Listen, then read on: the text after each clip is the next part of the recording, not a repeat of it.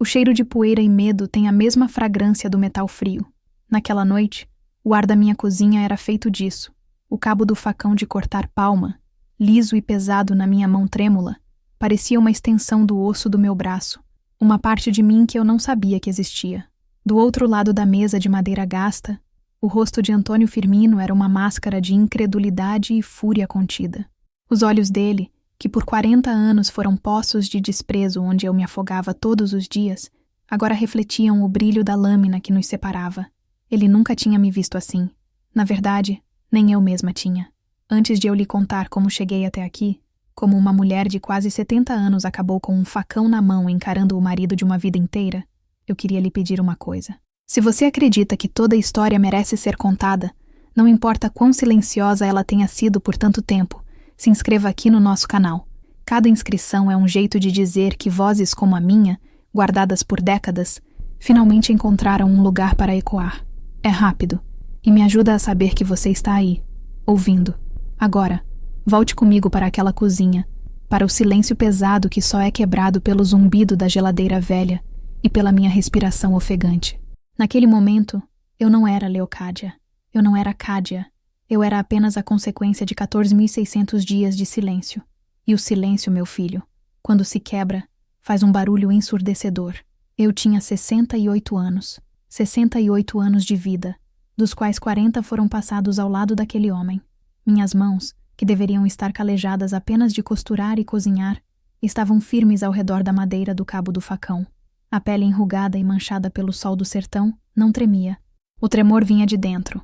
Uma vibração que começava na sola dos meus pés descalços no chão frio de cimento queimado e subia pela espinha, ameaçando me desmontar. Você enlouqueceu, mulher. A voz dele saiu rouca, um rosnado baixo. Antônio estava sentado. Ele tinha acabado de me acusar de roubar o dinheiro da aposentadoria dele. R$20. O dinheiro que eu usei para comprar o remédio da pressão dele mesmo, que estava na primeira gaveta do armário. A ironia era tão amarga que quase me fez rir. Quase. Em vez disso, a bile da humilhação subiu pela minha garganta. 40 anos de acusações, de controle, de uma vida medida em migalhas de permissão. Tudo por R$20. Larga isso, Cádia, ele ordenou, tentando usar o tom de voz que sempre funcionou. O tom que me fazia encolher, baixar os olhos, pedir desculpas mesmo sem saber pelo quê. Mas naquela noite, algo estava diferente. O fio da minha paciência, esticado por 4 décadas, finalmente arrebentou. Eu não respondi, apenas dei um passo à frente. A ponta do facão, que eu usava para limpar o mato do quintal, agora apontava diretamente para o centro do peito dele. Ele recuou na cadeira, o corpo pesado batendo contra o encosto de madeira, e foi aí que eu vi. Pela primeira vez em 40 anos, eu vi medo nos olhos de Antônio Firmino. Não era o medo de ser ferido. Era um medo mais profundo. O medo de ter perdido o controle. A criatura que ele passou a vida inteira domando estava finalmente mostrando os dentes. Eu não roubei nada, Antônio. Minha voz saiu surpreendentemente firme, clara, como a água de uma cacimba depois da chuva. Eu cansei. Você está me ouvindo? Eu cansei. Cada palavra parecia arrancar um pedaço de peso das minhas costas. Cansei. Era pouco. Eu estava exaurida, esgotada, oca por dentro.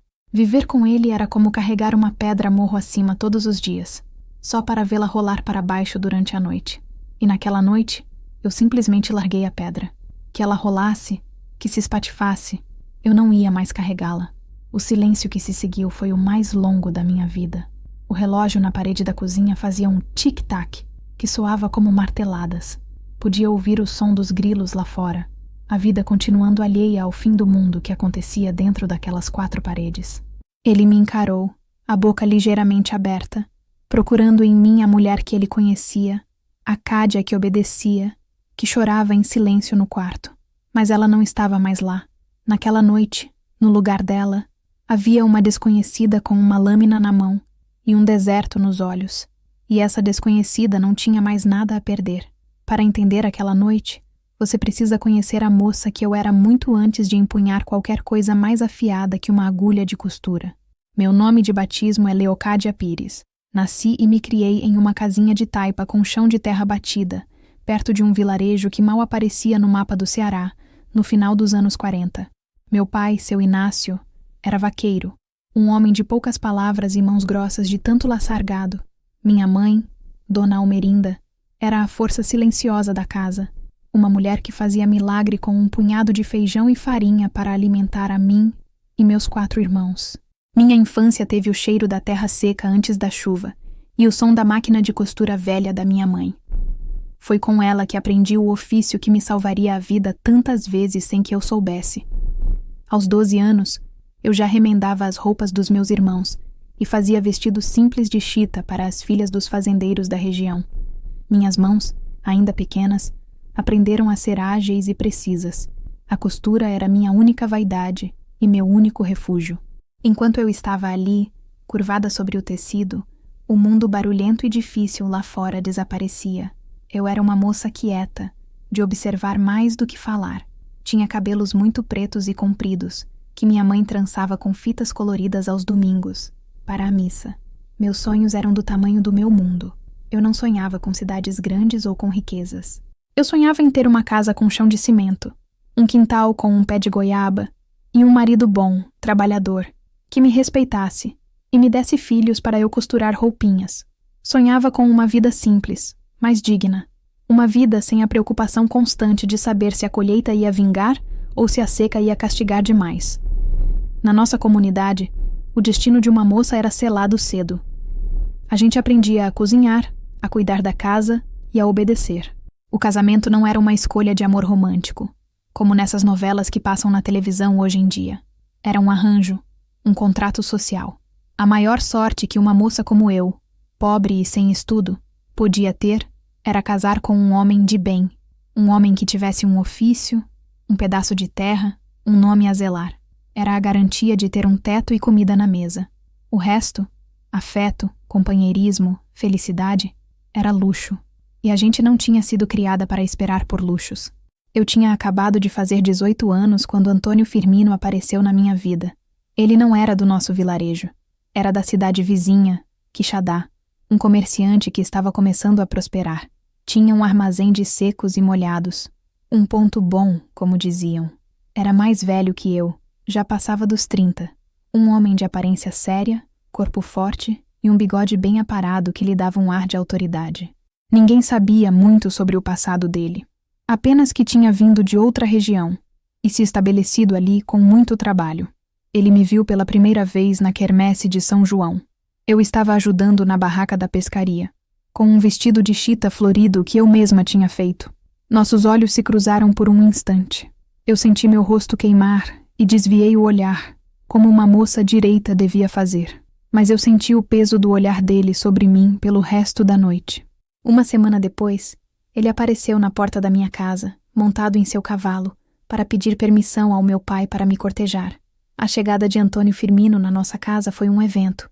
Meu pai o recebeu no alpendre, desconfiado como sempre, mas minha mãe já tinha os olhos brilhando. Um comerciante, um homem estabelecido. Era a resposta das preces dela para a filha mais velha. Para ela, era a minha chance de escapar da vida de labuta e incerteza que ela mesma tinha tido. Antônio era um mestre na arte de agradar. Ele não falava muito, mas suas ações eram calculadas. Trazia presentes. Um corte de tecido fino para minha mãe, fumo de rolo de boa qualidade para meu pai, doces para meus irmãos mais novos. Para mim, ele trazia fitas de cetim para o cabelo e me olhava com uma intensidade que me deixava sem ar. Era uma atenção que eu nunca tinha recebido antes. Eu, a moça simples que vivia de cabeça baixa, de repente era o centro do universo de um homem importante. O cortejo durou 6 meses. Ele vinha nos visitar todos os domingos à tarde.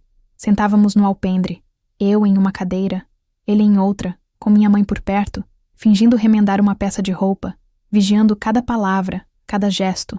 Antônio falava do seu armazém, dos seus planos de expandir o negócio, de construir uma casa de tijolos no centro da cidade. Ele pintava um quadro de um futuro seguro e próspero. Uma mulher como você, Leocádia, merece uma vida boa, ele me disse uma vez, com os olhos fixos nos meus. Uma casa confortável, sem precisar se preocupar com o dia de amanhã. Uma mulher direita, prendada, é o que um homem precisa para construir um império. Eu ouvia aquilo, e meu coração de moça se enchia de esperança. Ele não falava de amor, mas falava de respeito, de valor. Ele parecia me ver como uma parceira, alguém que o ajudaria a construir algo. Ele elogiava minhas costuras, dizia que eu tinha mãos de fada, elogiava minha comida, meu jeito quieto. Ele parecia gostar de tudo em mim, especialmente do meu silêncio. Hoje eu entendo que o que ele via não era virtude, era um terreno fértil para o controle.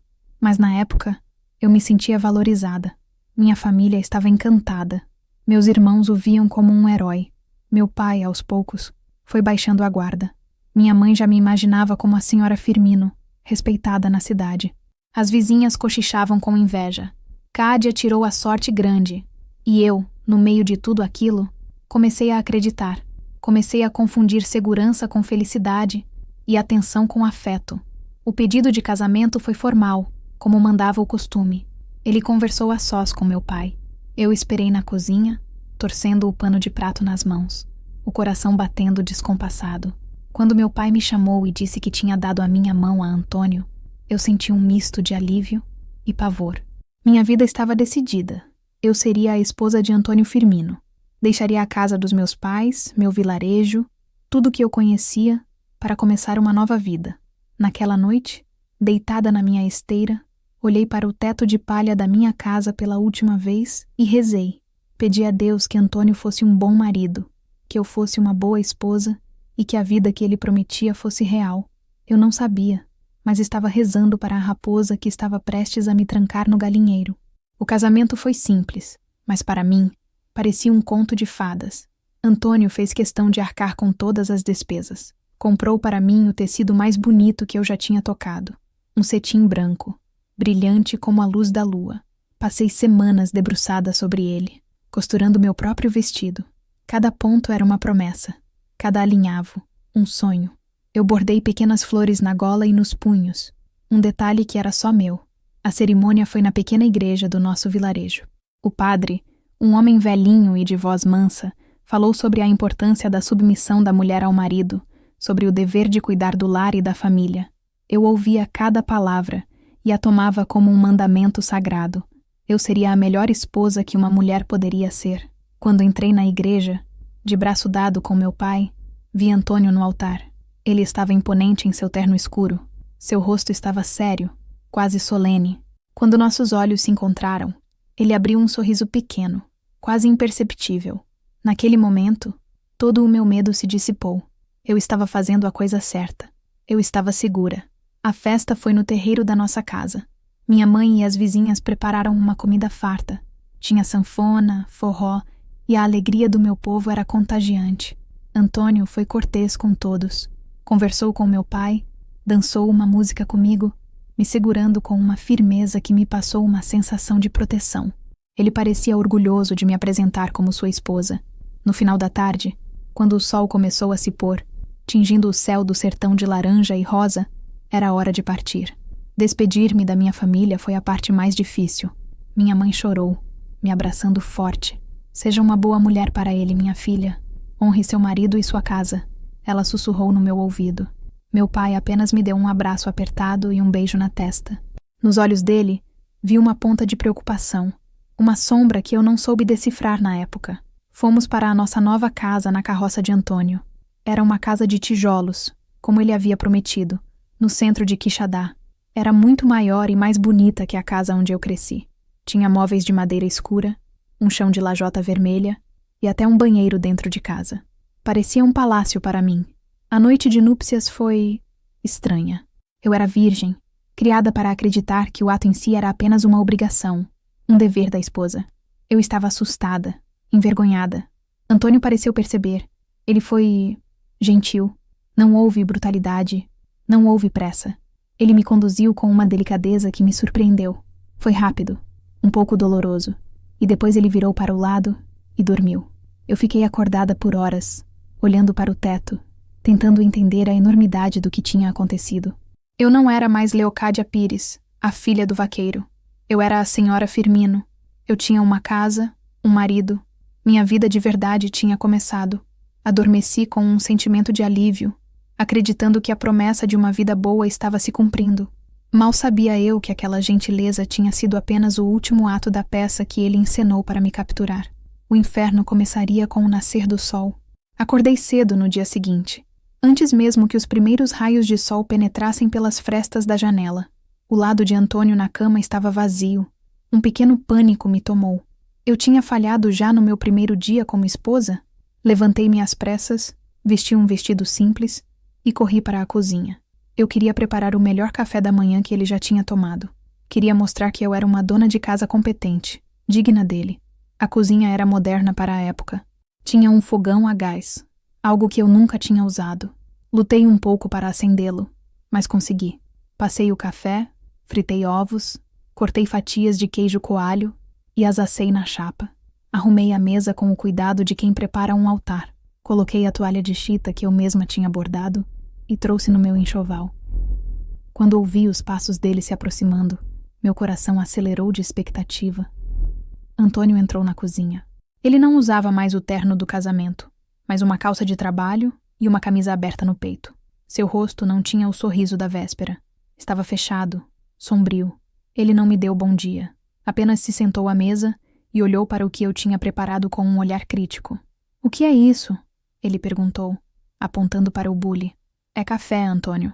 Do jeito que eu gosto de fazer, bem forte", respondi com um sorriso tímido. Ele serviu uma xícara, levou aos lábios e, em seguida, cuspiu o líquido de volta na pia com uma expressão de nojo. "Isso não é café, é água suja. E está frio", ele rosnou. Meu sorriso murchou. "Frio? Mas eu acabei de passar." Antes que eu pudesse terminar a frase, ele fez algo que congelou o sangue nas minhas veias. Com um movimento rápido e violento, ele puxou a ponta da toalha da mesa. Tudo o que eu tinha preparado com tanto carinho, os pratos, as xícaras, a comida, voou pelo ar e se espatifou no chão. O barulho de louça quebrando foi como um tiro no silêncio da manhã. Eu fiquei paralisada, olhando para a bagunça no chão. Ovos, queijo, cacos de porcelana, tudo misturado com o café derramado. "Na minha casa as coisas são feitas do meu jeito e do jeito certo", ele gritou, o rosto a centímetros do meu. "Você é uma inútil. Não sabe nem passar um café direito? Foi isso que sua mãe lhe ensinou? A ser uma imprestável?" As palavras me atingiram como pedras. Eu comecei a tremer, as lágrimas brotando nos meus olhos. Tentei dar um passo para trás, para longe daquela fúria que eu não entendia, mas ele me segurou pelo braço. O aperto era forte, doía. "Olhe para mim quando eu falo com você", ele ordenou. "Você vai limpar essa sujeira e vai aprender a fazer as coisas como eu mando. Entendeu?" Eu só consegui balançar a cabeça, incapaz de falar. Ele me soltou com um empurrão. Perdi o equilíbrio e minhas costas bateram na quina do fogão ainda quente. A dor aguda me fez gritar, mais pelo susto do que pelo machucado. Ele me olhou de cima, com puro desprezo. "Não quero ouvir um pio. Limpe isso. E quando eu voltar do armazém para o almoço, a comida é bom que esteja perfeita, ou você vai ver o que é bom para a tosse." Ele se virou e saiu, batendo a porta da frente com uma força que fez as paredes tremerem. Eu fiquei ali, no meio da cozinha destruída, com o cheiro de café amargo no ar e uma dor ardente nas costas. As lágrimas que eu segurava agora corriam livremente pelo meu rosto. Não era choro de tristeza, era choro de pavor e confusão. O homem gentil da véspera tinha desaparecido. No lugar dele, havia um monstro, e eu estava trancada na casa dele, sozinha. Naquele momento, eu entendi. O casamento não tinha sido o começo da minha vida. Tinha sido o fim da minha liberdade. Os primeiros anos foram uma lição brutal sobre as diferentes formas que uma prisão pode ter. A minha não tinha grades de ferro, mas era tão inescapável quanto. A casa, que no primeiro dia me pareceu um palácio, rapidamente se transformou na minha cela. Antônio estabeleceu suas regras com uma precisão cruel. Eram regras não ditas, mas que eu aprendia da pior maneira possível, através da humilhação e da raiva dele. A primeira regra era o isolamento. Minha família morava a horas de distância. No começo, eu pedia para visitá-los. "Visitar quem? Aquela gente pobre?" Ele respondia com desdém. "Você agora é a senhora Firmino. Não pode ficar se misturando com qualquer um. Isso mancha o meu nome." As visitas foram se tornando raras, e depois, impossíveis. Quando minha mãe adoecia e eu implorava para ir vê-la, ele sempre tinha uma desculpa. "O armazém está cheio. Preciso de você aqui." Ou, Não temos dinheiro para esse desperdício de viagem. As cartas que eu escrevia, eu suspeitava que ele nem sempre as enviava. As que eu recebia, ele lia primeiro. Aos poucos, o laço com minha família foi se esgarçando, não por falta de amor, mas pela distância imposta. A segunda regra era o controle do dinheiro. Eu não tinha um centavo que fosse meu. Toda manhã, ele me dava a quantia exata para as compras do dia na feira. Eu tinha que voltar com cada troco e uma lista detalhada de tudo o que tinha comprado. Se faltasse um tostão, ou se eu comprasse um tomate a mais do que ele considerava necessário, a noite seria de interrogatório e acusações. Você está me roubando, Leocádia, dando meu dinheiro para sua família? A costura, minha paixão e meu ofício, foi proibida. Mulher minha não trabalha para os outros. É uma vergonha. Minha máquina de costura ficou num canto, coberta por um lençol, acumulando poeira como os meus sonhos. A terceira e mais cruel regra era a desvalorização constante. Nada que eu fazia era bom o suficiente. A comida estava sempre salgada ou sem sal.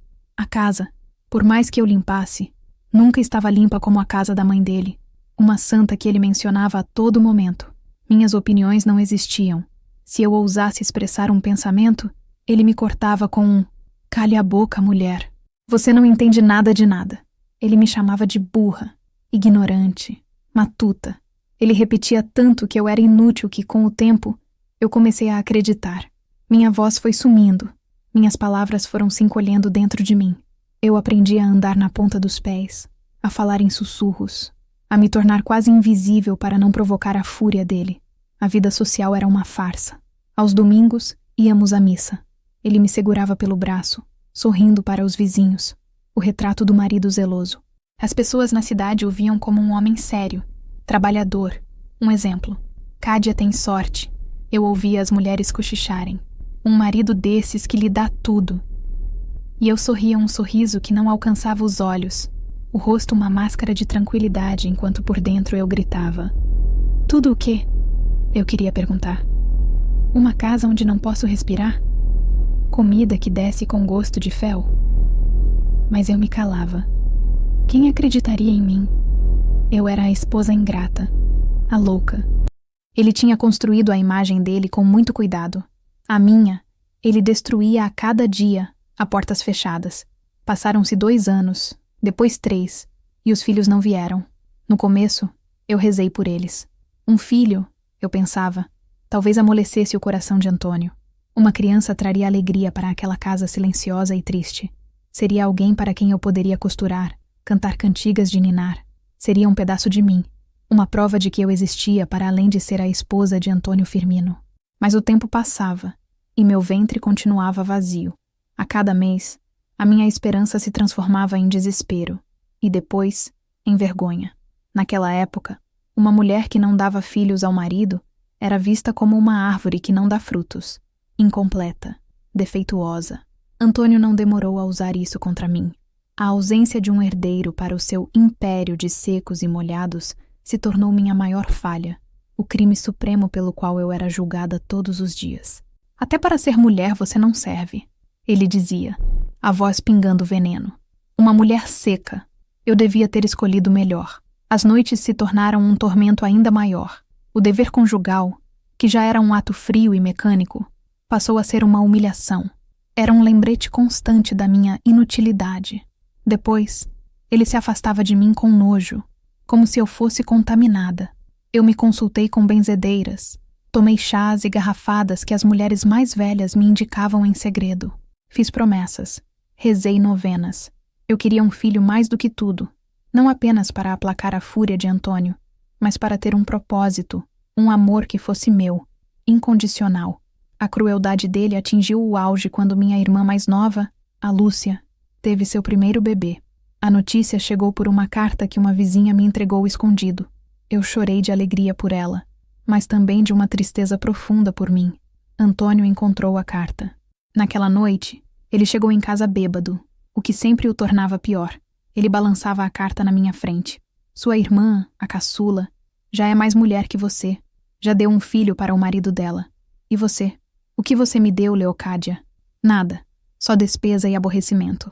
Ele me proibiu de ir ao batizado do meu sobrinho. Você vai levar seu azar para lá? Sua secura vai estragar a festa, ele disse. Naquele domingo, enquanto toda a minha família celebrava a chegada de uma nova vida, eu passei o dia trancada em casa, esfregando o chão da cozinha até meus joelhos doerem, as lágrimas se misturando com a água e o sabão. Com o tempo, a esperança de ter um filho se transformou em uma espécie de alívio amargo. Que tipo de vida uma criança teria naquela casa? Que tipo de pai Antônio seria? Eu não teria forças para proteger um filho daquela crueldade, daquele ambiente tóxico.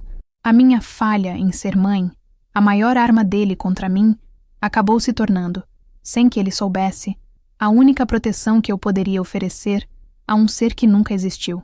Meu ventre vazio se tornou um santuário, o único lugar naquela casa que a tirania de Antônio Firmino não conseguiu alcançar. Em uma cidade pequena como Quixadá, a vida de todo mundo é um livro aberto, ou pelo menos é o que as pessoas pensam. A fachada da minha vida com Antônio era impecável. Nossa casa era sempre a mais bem cuidada da rua. Eu estava sempre com vestidos limpos e bem passados. Aos domingos, na missa, éramos o retrato da decência. Ele, o provedor sério. Eu, a esposa discreta e devotada. Ninguém via as rachaduras por trás da pintura. Mas as mulheres, elas sempre sabem. Elas não precisam ver, elas sentem.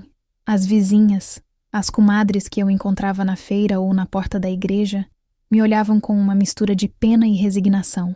Elas viam a tristeza nos meus olhos, a forma como eu me encolhia quando Antônio falava mais alto. Elas ouviam, através das paredes finas, os gritos dele, o som de um prato quebrado ocasional. No começo, algumas tentaram se aproximar. Dona Zefinha, a vizinha da casa ao lado, uma viúva de coração bom, uma vez me encontrou no quintal estendendo roupa. Cádia, minha filha, você está tão magrinha. Aconteceu alguma coisa? Ela perguntou, a voz cheia de uma preocupação genuína. Eu gelei. Admitir a verdade seria trair o mandamento sagrado. Roupa suja se lava em casa. Seria envergonhar meu marido, e a culpa, eu sabia, recairia sobre mim. Não é nada, dona Zefinha. É só o calor. Menti, forçando um sorriso. Com o tempo, elas pararam de perguntar. Em vez disso, me ofereciam o consolo silencioso que era permitido. Um pedaço de bolo, um cacho de bananas, um Deus lhe abençoe, mais demorado. Mas o conselho, quando vinha, era sempre o mesmo, um refrão repetido por um coro de mulheres que também tinham aprendido a aguentar. Homem é assim mesmo, Cádia. Tem os dias de lua ruim. Tenha paciência, minha filha. O casamento é uma cruz que a gente tem que carregar. Reze por ele. A oração amansa qualquer fera. O importante é que ele é trabalhador. Não deixa faltar nada em casa. O resto a gente se acostuma. Pior seria se ele bebesse e jogasse. Diziam, sem saber que ele bebia. E muito. Mas apenas dentro de casa, onde ninguém podia ver a transformação. Eu ouvia tudo calada. Aquele coro de vozes, em vez de me consolar, apenas reforçava as grades da minha prisão. Elas não falavam por mal. Falavam a partir de suas próprias experiências. De uma cultura onde o sofrimento da mulher era visto como virtude, como um sacrifício necessário. Largar o marido era um escândalo, uma vergonha para a família. A mulher desquitada era uma pária, marcada para sempre. E para onde eu iria? De volta para a casa dos meus pais? Para ser um fardo? Eu não tinha estudo, não tinha dinheiro, não tinha para onde correr. Então, eu aprendi a arte da representação. Na frente dos outros, eu era a esposa conformada, a mulher que aceitava seu destino. Eu sorria, concordava, falava do tempo. Mas por dentro, cada palavra delas era um prego a mais no meu caixão. Elas me viam como uma delas, uma sofredora resignada. Mas uma semente de rebeldia, minúscula e adormecida, teimava em sobreviver no fundo da minha alma. Eu não queria me acostumar. Eu não queria carregar aquela cruz. Eu só não sabia ainda como largá-la no chão. Em meio à monotonia cinzenta dos dias, surgiam pequenas frestas de luz, momentos que me lembravam que existia um mundo para além das paredes da minha casa. Eram coisas pequenas, quase insignificantes, mas para mim eram como um gole de água para quem atravessa o deserto. Uma dessas frestas era a Rádio Nacional. Antônio detestava. Dizia que era coisa de gente desocupada. Mas quando ele saía para o armazém depois do almoço, e eu sabia que ele só voltaria no fim da tarde, eu ligava o rádio bem baixinho. Eu ouvia as radionovelas, Os programas de auditório, as notícias de um Brasil que parecia outro planeta. As vozes que saíam daquele aparelho me faziam companhia, me contavam outras histórias, me mostravam que existiam outras vidas, outras possibilidades. Era a minha janela secreta para o mundo. Outra fresta era a minha sobrinha, Clarice, filha da minha irmã Lúcia. Quando ela era pequena, Lúcia às vezes conseguia convencer o marido a trazê-la para me visitar. Eram visitas raras, que Antônio permitia a contragosto, apenas para manter as aparências. A chegada de Clarice transformava a casa. O riso dela ecoava pelos cômodos silenciosos. Ela era uma menina curiosa, cheia de vida, com os mesmos cabelos pretos que eu tive um dia. Eu a pegava no colo, sentia o cheirinho de criança dela, e por algumas horas eu me permitia ser a tia Cádia, não a esposa de Antônio. Eu lhe contava histórias, mostrava como fazer bonecas de pano com retalhos que eu guardava escondido. Os olhos dela brilhavam. Tia Cádia, você é mágica, ela disse uma vez, segurando uma boneca que tínhamos acabado de fazer. Naquele momento, eu me senti viva. Eu não era a inútil, a burra, eu era mágica. Mas a presença de Clarice também era uma faca de dois gumes. Antônio a tratava com uma falsa simpatia que me dava calafrios, e quando eles iam embora, o silêncio que ficava era ainda mais pesado. Está vendo? Se você fosse uma mulher de verdade, a gente podia ter uma filha assim, ele dizia, usando a alegria da menina para me ferir. O golpe mais duro veio quando Clarice tinha uns 10 anos. Ela veio passar uns dias conosco nas férias. Numa tarde, ela me viu olhando com tristeza para a minha máquina de costura coberta de poeira. Por que você não costura mais, tia? Ela perguntou com a inocência das crianças. Sem pensar, eu desabafei. Seu tio não gosta, minha filha. Ele diz que é vergonhoso. Clarice franziu a testa. Mas é a coisa mais bonita que a senhora faz. Mamãe sempre diz que a senhora tem mãos de fada. Naquela noite, durante o jantar, a menina, na sua pureza, tentou me defender. Tio Antônio, por que o senhor não deixa a tia Cádia costurar? Ela faz as bonecas mais lindas do mundo. O rosto de Antônio se fechou. Ele olhou para mim, os olhos faiscando de fúria. Ele não disse nada na frente da menina, mas o silêncio dele era mais ameaçador do que qualquer grito. Mais tarde, quando estávamos sozinhos, a tempestade desabou. Você anda fazendo a cabeça da menina contra mim? Enchendo os ouvidos dela com suas lamúrias? Ele sibilou, me encurralando na parede. Eu te proíbo de tocar nessa máquina de novo. E essa menina não põe mais os pés aqui. Está me ouvindo? Foi a última vez que Clarice passou as férias conosco. Antônio cumpriu sua promessa. Ele fechou a minha janela. Mas ele não sabia que a luz que entrou por ela, mesmo que por pouco tempo, tinha sido suficiente para manter viva a pequena chama dentro de mim. A lembrança do riso de Clarice e da palavra mágica ficou guardada em um canto secreto da minha alma, esperando o dia em que eu pudesse acreditar nela novamente. 10 anos se passaram. 1 década. É tempo suficiente para uma criança nascer e aprender a ler, para uma árvore crescer e dar sombra, para uma cidade mudar. Para mim, 10 anos foram um longo e ininterrupto dia, repetido à exaustão. A rotina era o meu carrasco e a minha única salvação. Acordar, fazer o café, exatamente como ele gostava, limpar a casa, cada objeto no seu lugar milimétrico, preparar o almoço, lavar a louça, esperar ele voltar, esperar a noite chegar, esperar o dia seguinte para começar tudo de novo. Eu já não era mais a moça assustada do começo. O medo agudo tinha se transformado em uma ansiedade crônica, um estado de alerta constante. Eu aprendi a ler os sinais. O jeito como ele batia a porta ao chegar, o tom da sua voz ao pedir um copo d'água, a tensão nos seus ombros. Eu sabia, antes mesmo que ele abrisse a boca, se o dia seria de paz, uma paz tensa, armada ou de tempestade. Meu corpo tinha mudado. Eu estava mais magra, meus ombros curvados para a frente, como se eu estivesse perpetuamente me protegendo de um golpe. Meu rosto, que um dia foi de moça, agora era o de uma mulher cansada. Surgiram os primeiros fios de cabelo branco que eu tentava arrancar em segredo. Antônio odiava qualquer sinal de envelhecimento em mim. Estou pagando para ter uma mulher velha e acabada em casa, ele resmungava. Eu tinha me tornado uma especialista em sobrevivência. Aprendi a ser invisível, a me mover pela casa como um fantasma. Aprendi a não ter desejos, a não ter vontades, Querer algo era perigoso. Era dar a ele mais uma arma para me ferir. Se eu dissesse que gostava de uma música no rádio, ele mudava de estação. Se eu elogiasse o sabor de uma fruta, ele parava de comprá-la. Então, eu parei de gostar. Parei de querer. Eu me tornei uma concha vazia. O mundo lá fora continuava a girar. O homem foi à lua, o Brasil ganhou a Copa do Mundo, governos subiram e caíram. Eu via tudo pela televisão, que Antônio comprou para assistir aos seus jogos de futebol. Para mim, eram imagens de um universo paralelo, tão distantes da minha realidade quanto as estrelas. Minha vida era aquela casa, aquelas 4 paredes, aquele homem. Às vezes eu me olhava no espelho do banheiro, o único lugar onde eu tinha um pouco de privacidade, e tentava encontrar a Leocádia de 18 anos. Onde ela estava? O que ela diria se me visse agora? Eu via apenas os olhos de uma estranha, opacos, sem brilho. A moça que sonhava com um pé de goiaba no quintal tinha sido enterrada viva sob camadas e camadas de silêncio e humilhação. Na noite do nosso aniversário de 10 anos de casamento, ele chegou em casa com um pacote. Eu me surpreendi. Um presente? Ele nunca me dava nada. Meu coração, tolo, deu um pequeno salto de esperança. Abri o embrulho com as mãos trêmulas. Era um pano de prato.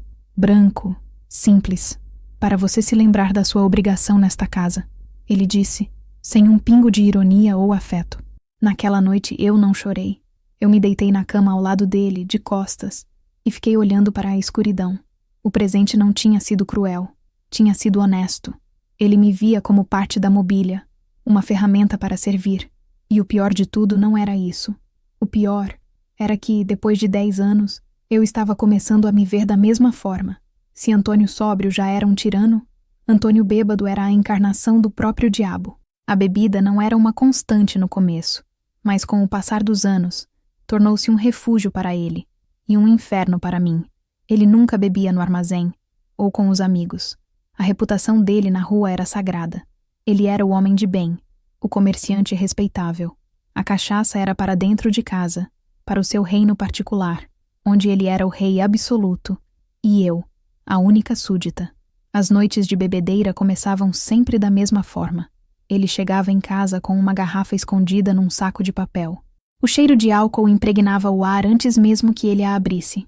Ele se sentava na sua poltrona na sala, e eu sabia que a minha função era ficar calada e servi-lo. Um copo, depois outro e outro. O álcool dissolvia a fina camada de controle que ele mantinha durante o dia. A amargura dele, as frustrações com os negócios, a raiva do mundo, tudo vinha à tona, e o alvo era sempre eu. As acusações se tornavam mais absurdas, a crueldade mais refinada. Você pensa que eu não sei? Ele começava, a voz arrastada. Pensa que eu não sei que você ri de mim pelas costas? Que fala mal de mim para as vizinhas? Você é uma cobra, Leocádia. Uma cobra que eu alimento dentro da minha própria casa.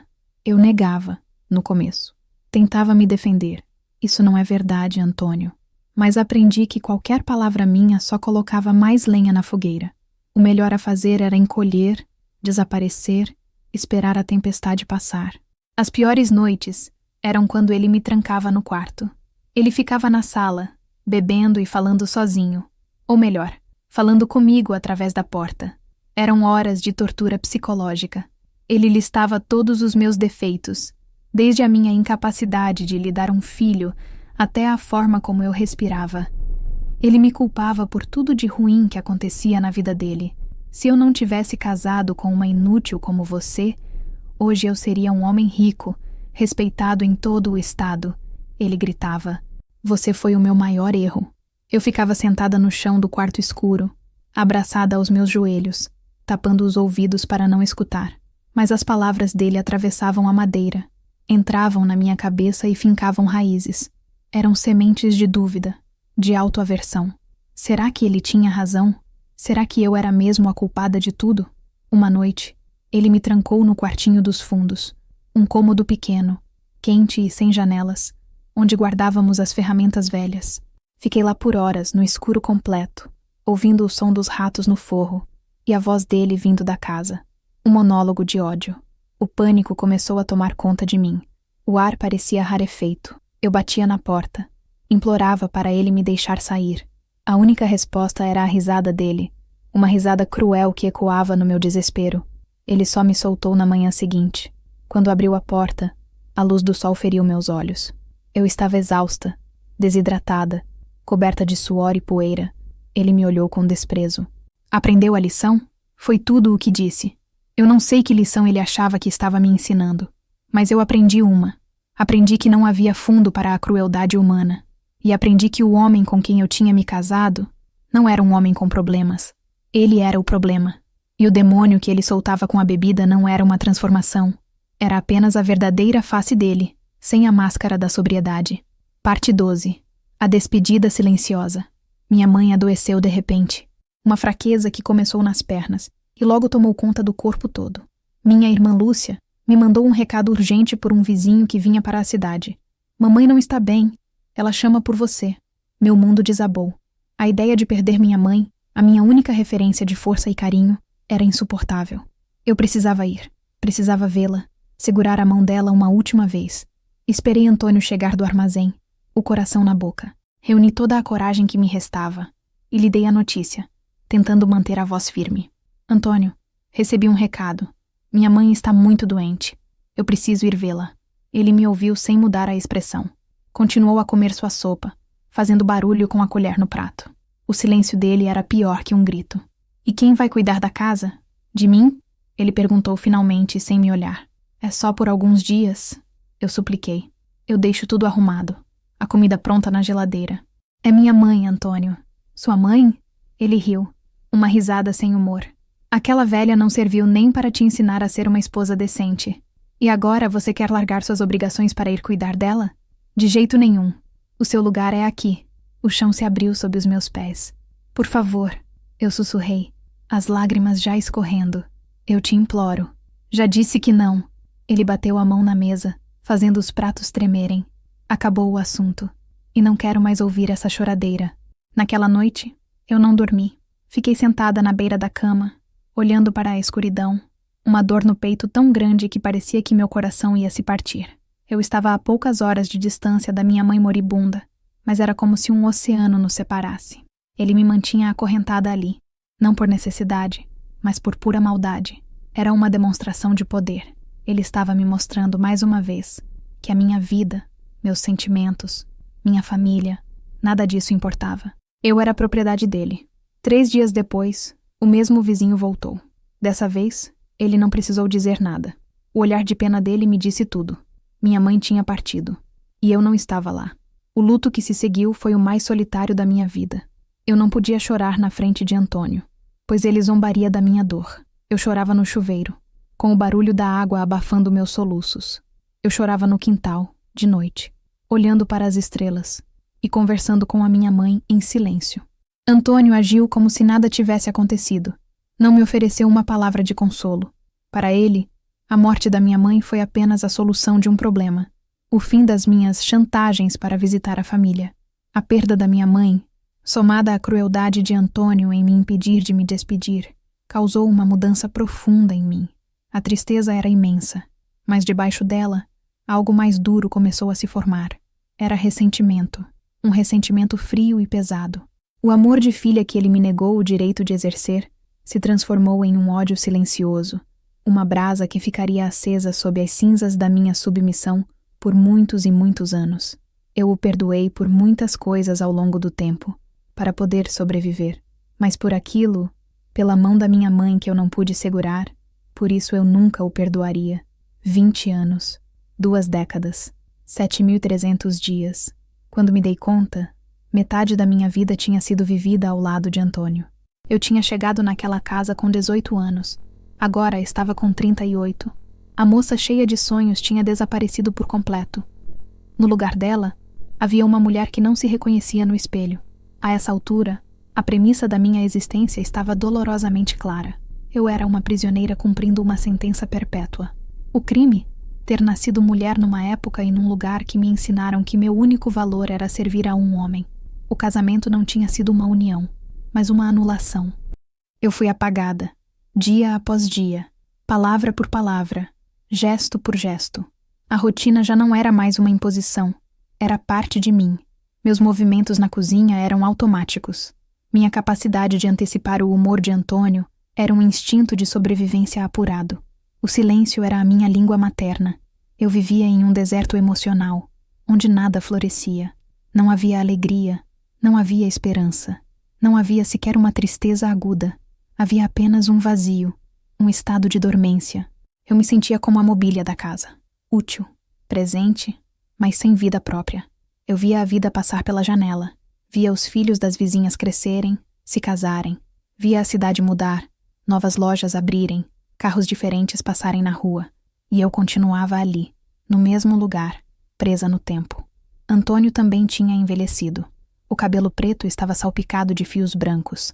A barriga tinha crescido, mas a tirania dele não envelhecia. Pelo contrário, parecia se refinar. Ele já não precisava gritar tanto. Um olhar, um gesto, um silêncio carregado eram suficientes para me aterrorizar. Ele tinha me treinado tão bem que eu já era a minha própria carcereira. Eu me punia antes mesmo que ele o fizesse. Me criticava, me diminuía. A voz dele tinha se tornado a minha voz interior. Nessa época, desenvolvi um ritual secreto. Toda noite, depois que ele dormia e roncava pesado, eu ia até o quintal. Lá, sob o céu estrelado do sertão, eu me permitia respirar fundo. Olhava para a imensidão da noite e sentia por um breve momento a minha própria pequenez, mas também a minha conexão com algo maior do que aquela casa, do que aquele homem. Eu conversava com as estrelas, contava a elas os meus medos, as minhas saudades. Pedia a elas que levassem um recado para a minha mãe. Era a minha única forma de terapia, a minha única oração verdadeira. Eu não pedia para a minha vida mudar. A essa altura, eu já tinha perdido a capacidade de imaginar uma vida diferente. Eu pedia apenas por força. Força para aguentar o dia seguinte. E o seguinte. E o seguinte.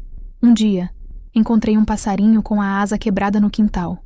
Eu o peguei com cuidado, fiz uma tala com um palito de fósforo e o alimentei com migalhas de pão e água numa tampinha de garrafa.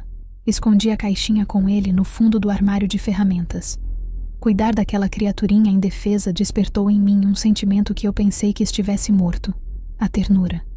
Por uma semana, eu tive um segredo, um propósito. Ver o passarinho se recuperar, dia a dia, era como ver um pedaço de mim mesma sarando. Quando ele finalmente ficou bom, eu o levei para o quintal e abri a mão. Ele hesitou por um instante, me olhou com seus olhinhos de conta preta e depois voou. Voou alto, livre. Eu o acompanhei com o olhar até ele sumir no céu azul. E pela primeira vez em muito, muito tempo, eu senti uma pontada de algo que parecia inveja. Os anos continuaram a passar, cada um igual ao anterior.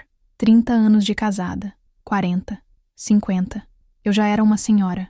Meus cabelos, antes pretos, agora eram um emaranhado de fios brancos. Minhas mãos estavam manchadas e nodosas. Meu corpo doía, mas algo sutil começou a mudar. Não nele. Nele, a amargura só se aprofundava com a idade.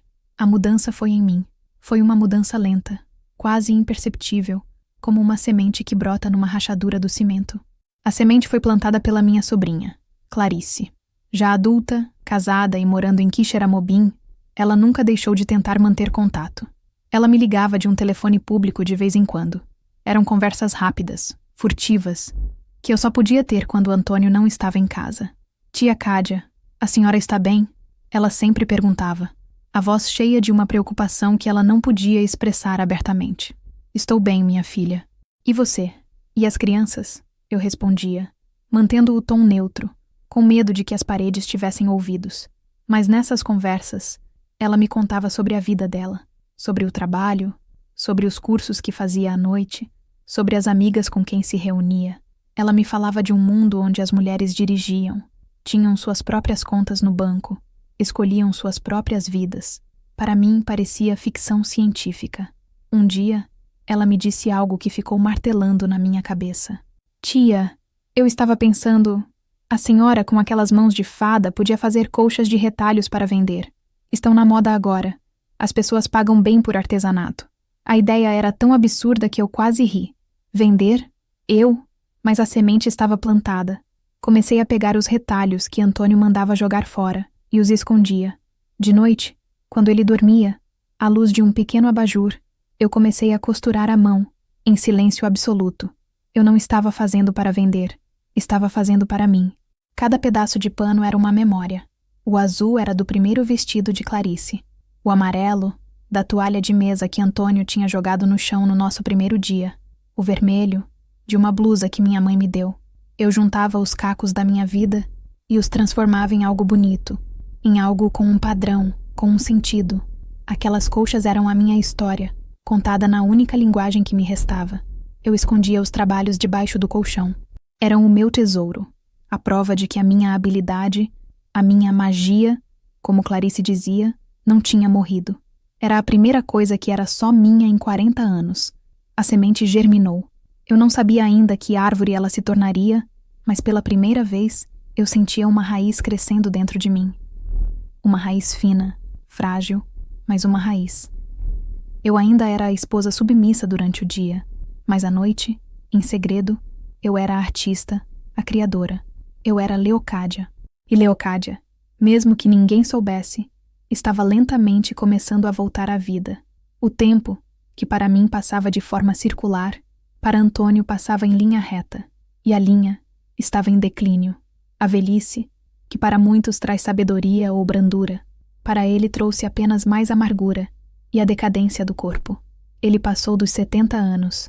O homem forte e imponente que eu conheci deu lugar a um velho curvado, de passos lentos e respiração ofegante. As mãos que um dia me seguraram com força agora tremiam ao pegar uma xícara. A voz que trovejava pela casa agora era rouca e fraca. Mas o veneno? O veneno continuava o mesmo. A sua fragilidade física, em vez de torná-lo dependente ou mais humano, o tornava ainda mais cruel. Ele se ressentia de precisar de mim. Cada ajuda que eu oferecia, cada comprimido que eu lhe dava, era recebido com um rosnado de desprezo. Ele odiava a própria decadência e projetava esse ódio em mim, a testemunha diária da sua fraqueza. Não me olhe assim com essa cara de pena, ele gritava quando eu o ajudava a se sentar. Eu não sentia pena. Sentia nada. Um vazio. Eu cuidava dele como cuidava da casa. Era uma obrigação, uma tarefa a ser cumprida. Não havia afeto, não havia compaixão. Ele tinha matado tudo isso em mim há muito tempo. Sua tirania mudou de forma. Ele não tinha mais a força para me empurrar ou para quebrar coisas. Agora, ele usava o que lhe restava: a manipulação e o controle financeiro. A aposentadoria dele era o seu cetro. Ele aguardava debaixo do colchão e contava as notas todos os dias, como um avarento, e me acusava de roubo por qualquer motivo. Está faltando dinheiro aqui, Leocádia. Onde você enfiou? Deu para aquela sua sobrinha, não foi? Era um jogo perverso. Ele me dava o dinheiro para comprar seus próprios remédios e depois me acusava de tê-lo roubado. Era a sua maneira de manter o poder, de me manter sob seu jugo, mesmo quando seu corpo o traía. Eu via outros casais de idosos na rua. Andavam de mãos dadas, conversavam, cuidavam um do outro com um carinho construído por uma vida inteira de companheirismo. Eu olhava para eles e sentia uma melancolia profunda. O que eu e Antônio tínhamos construído em 40 anos, um castelo de medo e ressentimento. A casa, que sempre foi a sua fortaleza, agora era a sua prisão também. Ele mal saía, passava os dias na sua poltrona, assistindo televisão e destilando seu veneno em mim. Eu era a sua única plateia, o seu único alvo. Uma tarde, ele teve uma crise de pressão alta.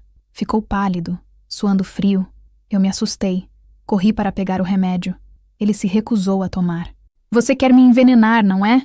Para ficar com o meu dinheiro, ele acusou, a voz trêmula. Eu tive que ligar para o médico, que veio até nossa casa e o obrigou a tomar o medicamento. Naquele dia, eu percebi que a situação tinha chegado a um ponto insustentável.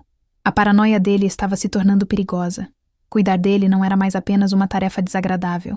Estava se tornando uma batalha diária contra a sua desconfiança e a sua maldade.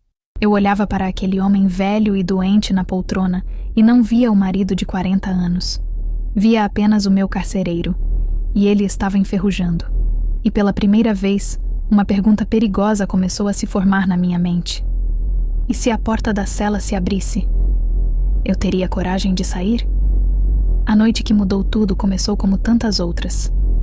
Chovia lá fora, uma chuva fina e persistente que deixava o ar pesado e melancólico.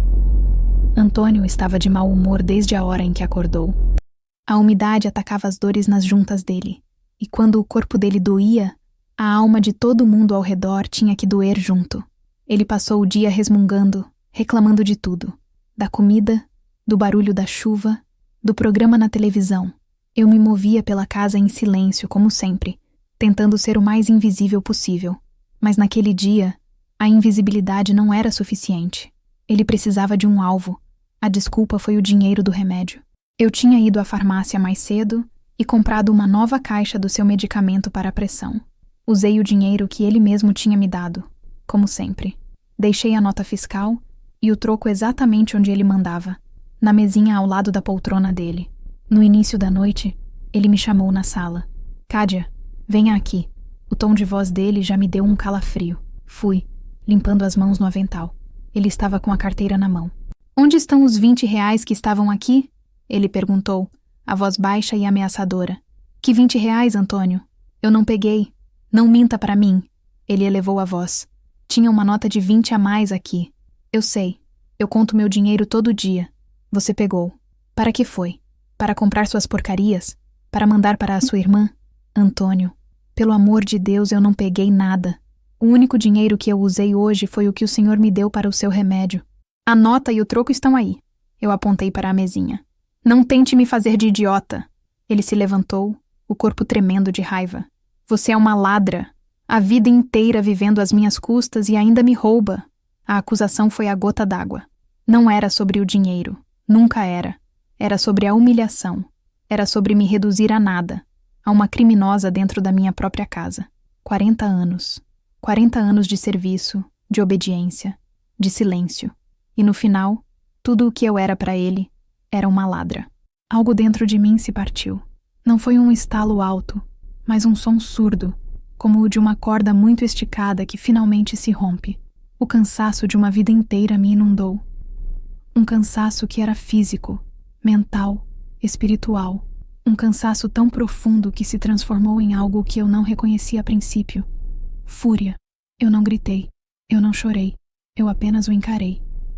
E nos meus olhos, ele deve ter visto algo que nunca tinha visto antes, porque ele hesitou por um momento. Eu vou para a cozinha, eu disse, a voz estranhamente calma. Você não vai a lugar nenhum. Nós vamos resolver isso agora. Ele gritou, tentando me segurar pelo braço. Eu me desvencilhei dele com uma força que eu não sabia que tinha. Me solta, eu disse, e o meu tom fez com que ele me soltasse. Andei até a cozinha, sentindo o olhar dele queimando nas minhas costas. Eu não estava pensando. Eu estava agindo por um instinto que ficou adormecido por 4 décadas. Minhas mãos foram diretamente para trás da porta, onde ficava o facão de cortar palma. O cabo de madeira se encaixou na minha palma, como se tivesse sido feito para ela. Quando me virei, o facão na mão, e voltei para a sala, eu era outra mulher. A Leocádia que tinha medo, que se encolhia, tinha ficado para trás, em algum lugar no passado. A mulher que agora caminhava em direção a Antônio Firmino não tinha mais nada a perder. E um ser humano que não tem mais nada a perder é a criatura mais perigosa do mundo. Quando voltei para a sala, com o facão na mão, o tempo pareceu desacelerar. Cada detalhe se tornou nítido. A luz amarelada do abajur lançando sombras longas nas paredes. O barulho da chuva batendo na janela. O desenho desbotado do tapete sob os meus pés. E o rosto de Antônio. Ele estava parado no meio da sala, a boca entreaberta. A raiva que estava em seus olhos segundos antes foi substituída por uma confusão que rapidamente se transformou em choque. E então, em medo. Era um medo puro, visceral. O medo de um predador que, de repente, se vê diante de uma presa que decidiu revidar. Eu caminhei lentamente até a mesa de centro que nos separava e a contornei. Eu não corri. Eu não gritei. Meu silêncio era a minha arma mais poderosa. Ele recuou. Um passo, depois outro, até que suas costas bateram na parede. Ele estava encurralado. Você enlouqueceu, mulher? Ele conseguiu dizer, a voz um fiapo do trovão que costumava ser. Eu parei a poucos metros dele. Levantei o facão, não de forma ameaçadora, mas como quem apresenta uma evidência. A lâmina captou a luz do abajur. Não, eu respondi, e minha voz era a de uma juíza proferindo uma sentença. Eu não enlouqueci. Eu cansei. A palavra cansei saiu da minha boca e pairou no ar entre nós. Era uma palavra tão pequena, tão simples, mas carregava o peso de 40 anos.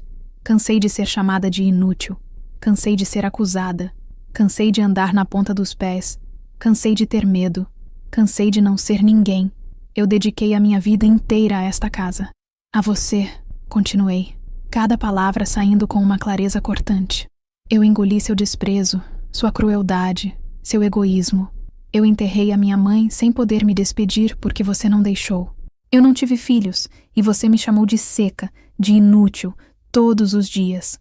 Eu aguentei sua bebedeira, suas humilhações, seus gritos. Por 40 anos, Antônio. E por quê? Para no final de tudo, ser chamada de ladra por causa de R$ 20? Lágrimas começaram a escorrer pelo meu rosto. Mas não eram lágrimas de fraqueza. Eram lágrimas de raiva, de libertação. A barragem tinha se rompido. Olhe para mim, Antônio, eu ordenei. E ele obedeceu. Olhe bem para a mulher que você criou. Você queria uma mulher submissa, calada. Você conseguiu. Mas você esqueceu que até o bicho mais manso, quando acuado por tempo demais, morde. Eu não o ameacei fisicamente. Eu não precisava. A ameaça estava no ar. A ameaça era a verdade que finalmente estava sendo dita. A ameaça era o fato de que o poder, pela primeira vez naquela casa, tinha mudado de mãos. Ele olhava para a lâmina, mas o que ele via era o reflexo do monstro que ele mesmo tinha sido. Larga isso, Cádia, ele pediu, a voz quase um sussurro. Eu vou largar, eu disse. Eu vou largar tudo. Você, esta casa, esta vida. A partir de hoje você nunca mais vai levantar a voz para mim. Você nunca mais vai me humilhar. Porque a mulher que tinha medo de você, ela morreu esta noite. E eu não sei quem foi que nasceu no lugar dela. Nem queira saber. Abaixei o facão lentamente e o coloquei sobre a mesa, com um clique metálico que soou como o fim de um capítulo. O barulho final. Virei as costas para ele e fui para o nosso quarto. Pela primeira vez, eu não tranquei a porta com medo dele. Eu a fechei com a certeza de que ele era quem estava com medo de mim. Naquela noite, deitada na cama, eu não senti medo, não senti raiva. Senti um silêncio profundo. O silêncio que vem depois da tempestade. O silêncio de um campo de batalha onde a guerra finalmente tinha acabado. E eu, de alguma forma, tinha vencido. O sol nasceu na manhã seguinte como se nada tivesse acontecido. Mas para mim, era o primeiro dia do resto da minha vida. Eu não tinha um plano. Eu não sabia para onde ir ou o que fazer. Eu só sabia que não podia ficar naquela casa nem mais um minuto. Levantei-me antes de Antônio acordar. Ele dormia um sono pesado, exausto pela noite anterior. Movi-me pelo quarto em silêncio. Peguei uma sacola de feira, a maior que encontrei. Não olhei para as minhas roupas no guarda-roupa. Eram as roupas da senhora Firmino, e eu não era mais ela. Peguei apenas o essencial. Meus documentos, que eu guardava numa caixinha de metal, a única colcha de retalhos que eu tinha terminado, a minha história costurada, e a pequena quantia em dinheiro que eu tinha conseguido juntar ao longo dos anos, economizando centavos do troco da feira, escondida dentro de um livro de rezas. Antes de sair, parei na cozinha. A mesa ainda estava como na noite anterior. O facão continuava lá, um monumento silencioso à minha libertação. Eu o peguei, não com raiva, mas com uma espécie de respeito. Fui até o quintal e o finquei na terra, perto do pé de limão. Era ali que ele pertencia. Dei uma última olhada para a casa, para a poltrona dele na sala, para o corredor escuro, para as paredes que tinham absorvido tantos dos meus choros silenciosos. Eu não senti tristeza, não senti saudade. Senti apenas o alívio de um prisioneiro no dia da sua soltura. Abri a porta da frente e pisei na rua. O ar da manhã estava fresco. O cheiro de terra molhada da chuva da noite anterior encheu meus pulmões. Era o cheiro da liberdade. Comecei a andar, sem olhar para trás. Eu não tinha destino certo, mas meus pés pareciam saber para onde ir. Eles me levaram até a pequena rodoviária da cidade. Olhei o painel com os horários dos ônibus. Meus olhos pararam em um nome: Quixeramobim, a cidade onde Clarice morava. Comprei a passagem com o meu dinheiro suado. Sentei-me no banco de madeira para esperar, a sacola no colo. Eu estava com medo, um medo imenso do desconhecido. Mas era um medo diferente do que eu sentia antes. Era um medo vivo, um medo que vinha com uma dose de esperança. Era o medo de quem salta de um precipício sem saber se vai encontrar asas para voar. Quando o ônibus chegou, eu subi. Sentei-me na janela e, enquanto o veículo deixava Quixadá para trás, Eu vi minha vida antiga se tornando cada vez menor, até desaparecer no horizonte. Eu não chorei. Em vez disso, um pequeno sorriso se formou nos meus lábios. Eu tinha 68 anos. Era velha, sem dinheiro, sem profissão. Mas pela primeira vez na minha vida adulta, eu era livre. A viagem durou algumas horas. Quando cheguei a Quixeramobim, perguntei pelo endereço de Clarice. Fui andando, o coração batendo forte. E se ela não me quisesse? E se eu fosse um fardo? Bati na porta da casa dela. Quando Clarice abriu e me viu ali, parada na sua calçada com uma sacola de feira na mão, seus olhos se encheram de lágrimas. Ela não fez perguntas. Ela não me julgou. Ela apenas abriu os braços e me acolheu. Tia Cádia, ela sussurrou me abraçando forte. A senhora veio. Finalmente a senhora veio. Naquele abraço, eu desabei. Chorei tudo o que não tinha chorado em 40 anos. Chorei a moça que eu fui, a mulher que me tornei e a velha que estava renascendo. E Clarice ficou ali, me segurando, me amparando, como um porto seguro depois da mais longa das tempestades. Viver na casa de Clarice foi como aprender a respirar de novo. No começo, eu me sentia uma estranha. Pedia permissão para tudo, para tomar um copo d'água, para me sentar no sofá. Eu falava baixo, andava na ponta dos pés. O hábito da prisão era difícil de quebrar. Clarice, com uma paciência e um amor infinitos, me ensinou a ser gente de novo. Tia, esta casa é sua, ela dizia. A senhora não precisa pedir, não precisa ter medo. Aqui, a senhora pode ser quem quiser. O marido dela, um homem bom e gentil, e seus filhos, meus sobrinhos netos, me acolheram como se eu sempre tivesse feito parte da família. As crianças, com sua alegria barulhententa, encheram o meu silêncio. Aos poucos, eu fui relaxando. Comecei a sorrir. A minha voz, que era um sussurro, começou a ganhar força. Um dia, Clarice me viu olhando para a colcha de retalhos que eu tinha trazido. Tia, isso é lindo demais, ela disse. A senhora precisa voltar a costurar. Ela me deu de presente uma máquina de costura nova, moderna. Eu chorei quando a vi. Chorei de gratidão. Sentei-me em frente à máquina e minhas mãos, como se tivessem memória própria, começaram a trabalhar. A sensação do tecido deslizando sob meus dedos, o zumbido do motor, tudo aquilo era como uma música para a minha alma. Comecei a fazer pequenas coisas, panos de prato, jogos americanos. Depois, encorajada por Clarice, fiz minha primeira colcha de retalhos para vender. Ela me ajudou a expor na feira de artesanato da cidade. Eu estava morrendo de vergonha, escondida atrás da minha barraca. Mas então, uma mulher parou, elogiou meu trabalho e comprou a colcha. Segurar aquele dinheiro na mão, um dinheiro que era meu, ganho com o meu talento, foi um dos momentos mais emocionantes da minha vida. Eu não era inútil. Eu não era um fardo. Eu era uma artesã. Com o tempo, minhas colchas ficaram famosas na região.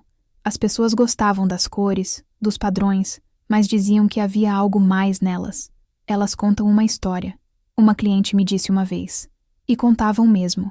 Cada retalho era um pedaço da minha vida, costurado com a linha da superação. Clarice também me incentivou a procurar ajuda. Ela me levou a um grupo de apoio para mulheres, que se reunia no centro comunitário. No começo, eu não conseguia falar. Apenas ouvia as histórias das outras. Eram histórias diferentes da minha, mas a dor, a humilhação, o medo eram os mesmos. Pela primeira vez, eu entendi que não estava sozinha. Um dia, eu criei coragem e contei a minha história. Falei por quase 1 hora sem parar. Quando terminei, havia um silêncio profundo na sala. E então, uma por uma, as mulheres vieram me abraçar. Naquele círculo de mulheres, eu encontrei a minha tribo, a minha força. Com o dinheiro das minhas vendas, aluguei uma pequena casa para mim, perto da casa de Clarice. Ter a minha própria chave, a minha própria porta, foi a afirmação final da minha independência. Pintei as paredes de amarelo, comprei um vaso de samambaia e, no quintal, plantei um pé de goiaba. Eu estava reconstruindo a minha vida, retalho por retalho, ponto por ponto. Não era um processo fácil. Havia noites em que eu acordava assustada, pensando que ainda estava na casa de Antônio. Havia dias em que a sombra do passado tentava me alcançar. Mas agora, eu não estava mais sozinha. Eu tinha a minha família, as minhas amigas, o meu trabalho. Eu tinha a mim mesma. Hoje, Tenho 78 anos. Acordo com o canto dos passarinhos e o cheiro do meu pé de goiaba florescendo no quintal. Minha casinha amarela é o meu refúgio, o meu palácio. As paredes estão cobertas com as minhas colchas, cada uma um mapa colorido da minha jornada. Eu nunca mais vi Antônio. Soube por pessoas de Quixadá que ele viveu sozinho por mais alguns anos e depois foi para um asilo, onde faleceu. Quando recebi a notícia, eu não senti alegria nem tristeza. Senti apenas o ponto final de um livro que eu já tinha fechado há muito tempo. Ele não fazia mais parte da minha história. Era apenas uma nota de rodapé. Minha vida hoje é cheia de cores dos tecidos, de risadas dos meus sobrinhos netos, do calor das minhas amigas do grupo de apoio. Vou à feira todos os sábados vender meu artesanato. As pessoas me conhecem como Dona Cádia das Colchas. Elas me olham com respeito. Dizem que sou uma mulher forte. Um exemplo. Eu sorrio. Forte eu sou, sim. Mas não porque eu aguentei 40 anos de inferno. A força não está em aguentar o sofrimento. A força está na coragem de dizer basta. Forte eu fiquei no dia em que peguei aquele facão, não para ferir, mas para cortar os laços que me prendiam. Forte eu fiquei no dia em que subi naquele ônibus, com uma sacola na mão e o futuro inteiro pela frente. Às vezes, quando estou costurando, uma moça jovem na minha barraca olha para o meu trabalho e diz: queria ter o seu talento, a sua paciência. E eu olho para ela e digo: minha filha, o talento a gente descobre, a paciência a gente aprende, mas a coragem a gente precisa encontrar dentro da gente, mesmo que ela esteja escondida debaixo de 40 anos de poeira. Minha história não é uma história de conto de fadas. É uma história de sobrevivência. E mais do que isso, de renascimento. É a prova de que nunca é tarde demais para pegar a agulha e a linha e costurar uma vida nova para si mesma. Não importa quão rasgado esteja o tecido. E se você chegou até aqui, se ouviu a minha longa jornada, eu lhe agradeço. Histórias como a minha precisam ser contadas para que outras mulheres saibam que não estão sozinhas e que sempre há uma saída. Se a minha voz de alguma forma tocou seu coração, peço que se inscreva no canal, deixe seu like, seu comentário. Diga-me o que sentiu. Cada interação é como um retalho novo na minha colcha, mostrando que a minha história se conectou com a sua.